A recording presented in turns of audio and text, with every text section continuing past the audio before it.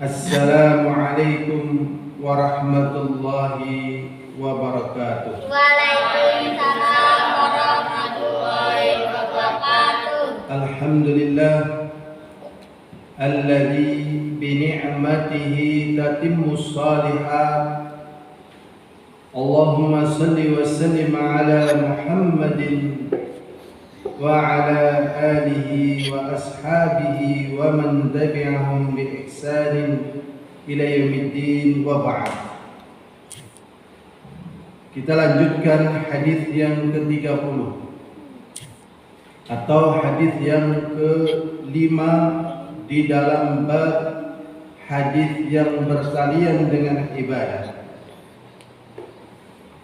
Hadis yang ke-30 ini adalah hadis yang diriwayatkan dari Utsman bin Affan radhiyallahu taala anhu.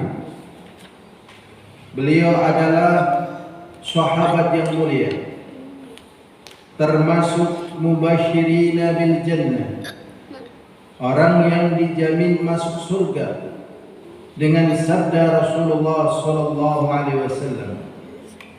Beliau juga terkenal dengan Dzun-Nurain, orang yang memiliki dua cahaya karena menikah dengan dua putri Rasulullah SAW.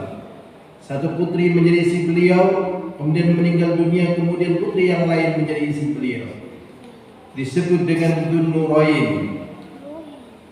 Utsman bin Affan radhiyallahu taala anhu annahu da'a biwudu'in.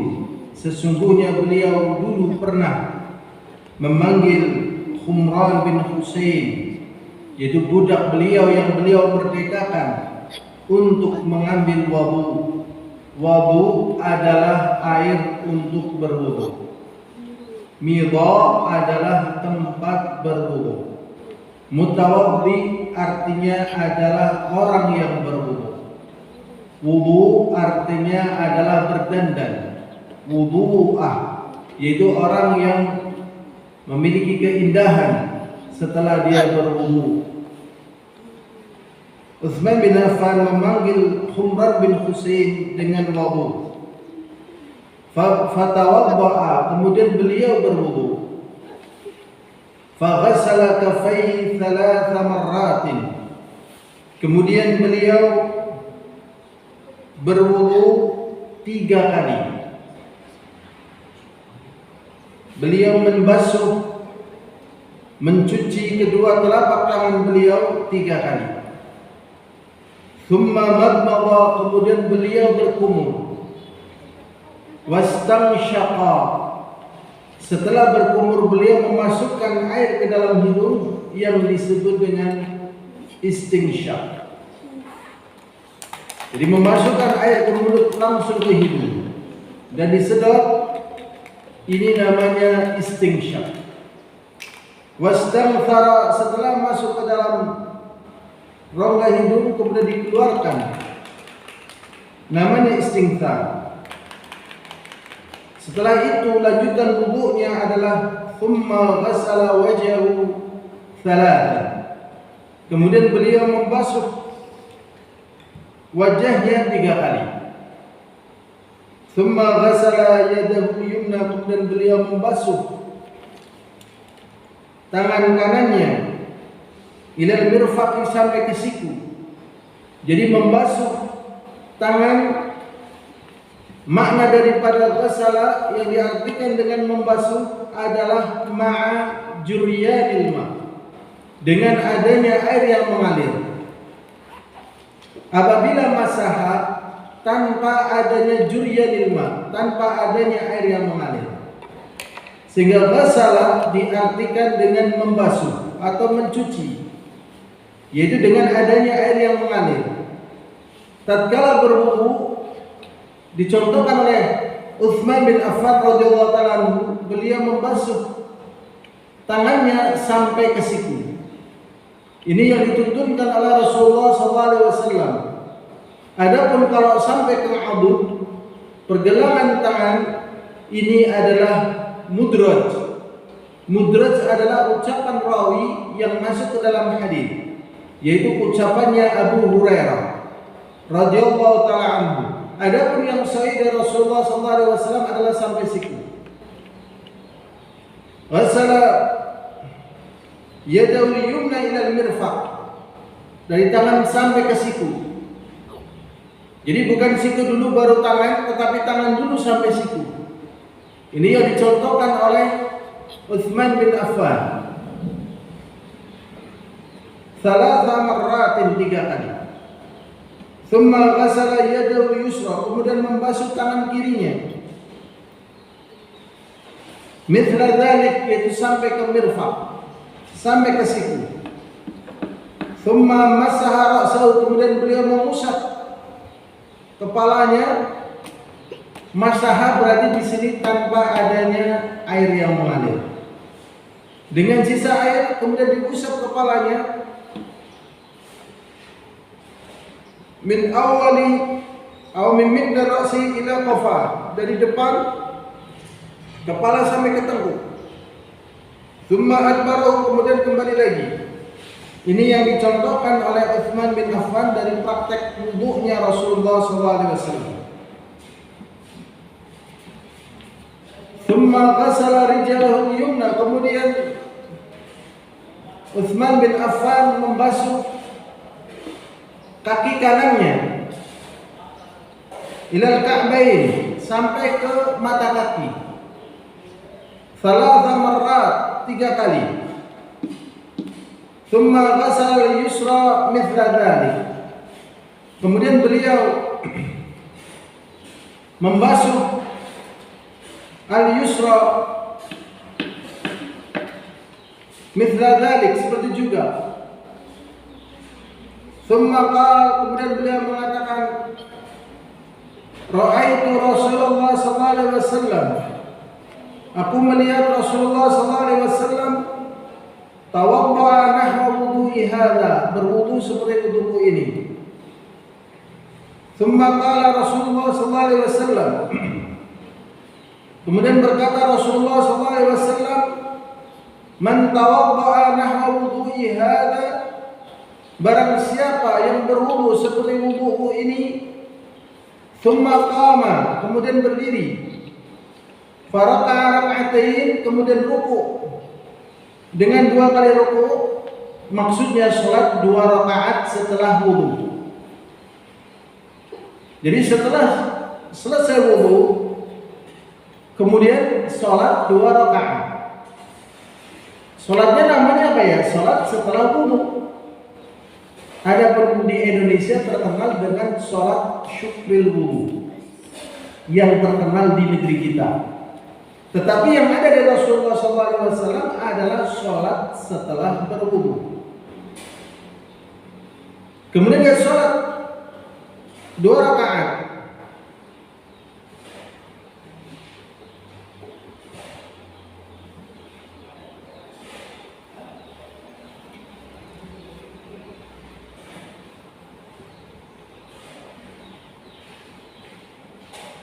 Kemudian sudah 2 rakaat berdasarkan hadis Rasulullah SAW, man tawadda'a nahwa wudu'i hadza, barang siapa yang berwudu seperti wudu'ku ini, kata Rasulullah, tsumma qama, kemudian dia berdiri, faraka'a rak'atain, kemudian ruku 2 kali ruku, la yuhditsu fihi ma nafsahu, kemudian tidak, dirinya itu ada yang mengatakan berbincang-bincang, ada yang mengatakan tidak hadath. Jadi maknanya khusyuk di sini. Ghufira lahu ma taqaddama min dhanbi, maka akan diampuni dosa yang telah lewat. Maka akan diampuni dosanya yang telah lewat. Muttafaqun alaih. Berarti kalau kalian berwudu, sempatkanlah sholat 2 rakaat. Utamanya dosa kita akan diampuni dari dosa-dosa yang telah lewat. Ini merupakan keutamaan yang sangat besar. Berikutnya hadis yang ke-31, wa Umar radhiyallahu anhu qala, Qala Rasulullah sallallahu alaihi wasallam,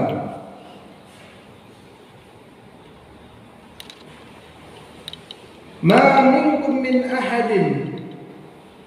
Rasulullah sallallahu alaihi wasallam mengatakan, siapa saja di antara kalian yatawaddau berwudu, fayusbiqul wudu'a, kemudian menyempurnakan wudunya, thumma yaqul, kemudian berdoa. Jadi berwudu, setelah berwudu berdoa, doanya yaitu asyhadu an la ilaha illallah wahdahu la syarikalah wa anna Muhammadan abdullahi wa rasuluh. Jadi doanya asyhadu an la ilaha illallah wahdahu la syarikalah wa anna Muhammadan abdullahi wa rasuluh. Sesungguhnya Nabi Muhammad adalah hamba Allah dan Rasulnya. Doanya demikian yang diajarkan oleh Rasulullah sallallahu alaihi wasallam. Sederhana tetapi kandungannya sangat agung. Yaitu asyhadu an la ilaha illallah wahdahu la syarikalah wa anna Muhammadan abduhu wa rasuluh. Wa anna Muhammadan abduhu wa rasuluh. Illa futihat lahu abwabul jannah, kecuali akan dibuka untuknya pintu-pintu surga. Jadi dengan doa demikian ini, pintu-pintu surga akan dibukakan untuknya. Ats-tsamaniyah yang 8. Yadkhulu min ayyihima syaa, dia boleh masuk dari pintu mana saja yang dia kehendaki. Berarti di sini tatkala seseorang berwudu ini melakukan amalan ibadah yang sangat besar. Yang kedua, tatkala dia berwudu kemudian berdoa dengan doa ini, berarti doa ini sangat besar. Yang pertama, doa ini merupakan persaksian tentang tauhidullah ta'ala, tentang pengesaan Allah SWT di dalam ibadah, dan bahwasanya tidak ada sekutu baginya. Kemudian dan sesungguhnya Muhammad adalah hamba Allah dan Rasulnya.